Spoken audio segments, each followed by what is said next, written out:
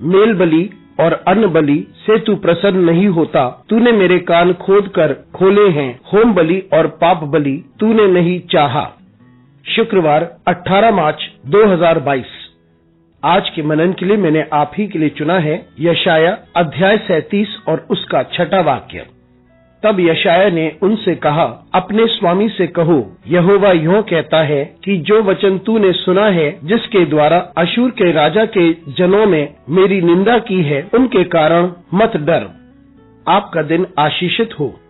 बहुत से लोग नाश की और असफलता की बातें करते हो, लेकिन प्रभु उन सब से ऊपर है और वो अपने लोगों को सुरक्षित रखता है।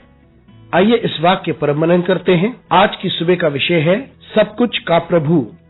यहाँ हम देखते हैं कि हिजकिय्याह राजा को असूर के राजा ने चुनौती दी थी और असूर के राजा के अगुए इजराइल के लोगों को चेतावनी देने आए थे। साथ ही साथ राजा हिजकिय्याह को भी उन्होंने अपने राजा के बल के बारे में बताया और अपने लोगों की ताकत के बारे में भी बताया और उन्होंने इजराइल के लोगों को और राजा हिजकिय्याह को ये बताया कि वह उनके तुल्य कुछ भी नहीं है और वे किसी प्रकार से उन्हें हरा नहीं सकते, लेकिन यह निश्चय है कि इजराइल हारेगा। यह शब्द सुनकर राजा हिजकिय्याह व इजराइल के लोग घबरा गए और उसने अपने लोगों को यशाया नबी के पास भेजा ताकि वे परमेश्वर से गुहार लगाएं। और उस वक्त यशाया नबी के द्वारा परमेश्वर ने ये शब्द कहे कि उन्हें घबराने की आवश्यकता नहीं, उन शब्दों के द्वारा जो असूर के नौजवानों ने कहा, जिन्हें असूर के राजा ने भेजा था। ये सत्य है कि हम परमेश्वर की सामर्थ पर निर्भर रहें, ना कि संसार की सामर्थ्यों पर। बहुत सारी आवाजें हैं, बहुत सारे लोग हैं जो हमें डराते हैं, हमें धमकी देते हैं